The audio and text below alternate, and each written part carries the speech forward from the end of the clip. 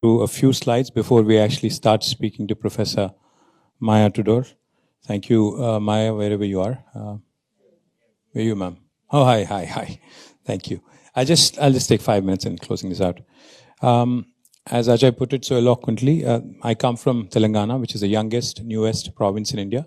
Unlike other parts of the world, there's no embargo in India as per the constitution with respect to the formation of new provinces, new states. But this did not happen just like that. It took lots of struggle. It took decades of struggle. And eventually, in 2014, June, the new state of Telangana was created in India. But I call my state the most successful startup state of independent India. In about 78 years post-independence, this is a state that has really shown tremendous growth, tremendous promise, and not only has shown promise, but also has delivered. I would like to believe that we are the soul of independent India's largest and probably greatest non-violent struggle. And today, we're also proof of what resilience can build. I would elaborate a bit further on why I say that. This journey is not just about numbers. As he put it, the GSDP growing from about 4 lakh to 15 lakh crores, the per capita growing from about 1 lakh 12,000 to 3 lakh 57,000, rising from rank 12 to number 1. That isn't what this is about. The story is about dignity. It's about resilience. It's about giving hopes to millions of other Indians that they also can become part of this growth story. This is an exclusive story of inclusive growth, as I would like to call it, because if Telangana can do it, I think every other Indian state possibly also could emulate and also could possibly prosper. Just a quick slide. This possibly will give you an idea of what I'm saying.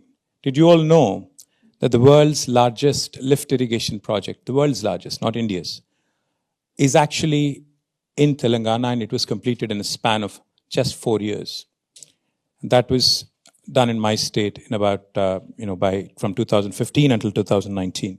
Did you also know that the world's largest campus of Amazon, which I'm sure all of you use Amazon quite frequently, did you know that the Amazon's world's largest campus is not in Seattle or the US, but in my state, Telangana, in Hyderabad?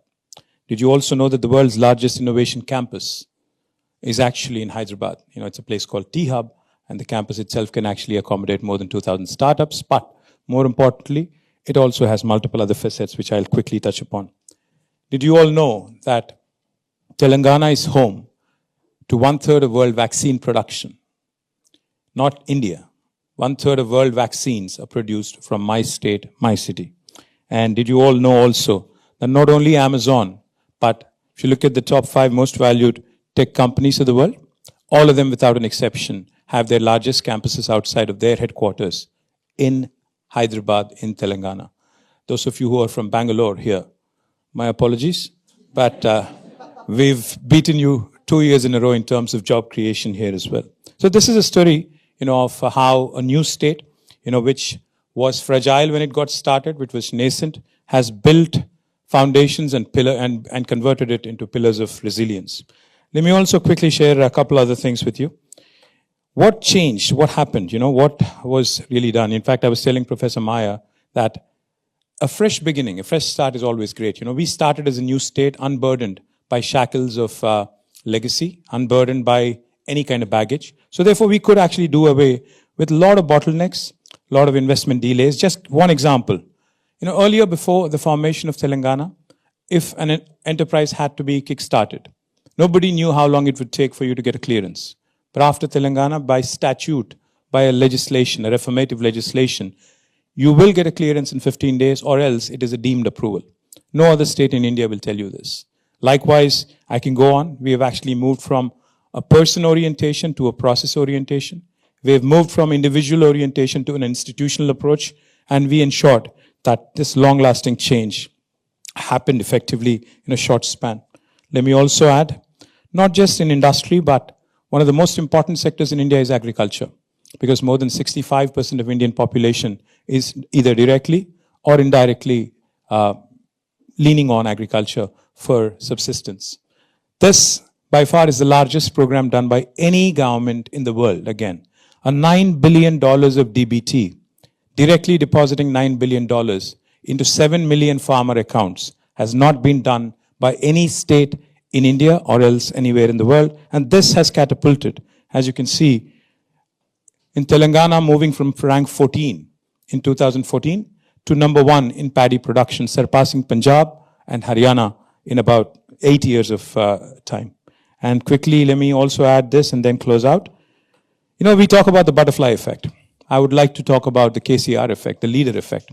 You know, when you have a leader who's driven by passion and purpose, this is the sort of thing you can do. Telangana became the first state in India to provide a potable drinking water connection to each and every one of its 10 million homes. It has lifted water from about 80 meters above sea level all the way to 618 meters and built the world's largest lift irrigation project. In the process, it also became number 1 state in inland fisheries. In the process, it also ensured that every single industrial water need was also taken care of. In the process, it also eradicated what is called as fluorosis. Also, again, found a permanent solution for a metropolis like Hyderabad, whose drinking water needs for the next 5 decades have also been met with. I will not elaborate too much because I'm cutting into Maya's time, but I would say this before I close out. I'm not here for a pitch. I'm not here to make a pitch. I'm here for a partnership. We can dream together. We can build together, especially a growing economy. In Telangana, we didn't just carve out a geography. We authored a story that's ready to compete with the rest of the world. This isn't just a presentation. It's a promise. It's a dream of decades that has been fulfilled, a blueprint of hope for India, and a vision for the next generation of change makers. And I believe Oxford India Forum should definitely be a part of it. I'm promising with faith, with a purposeful future for a progressive Telangana and the fire that has built it. Mark my words, India is the future and Telangana will continue to tell its story. Thank you very much for this opportunity.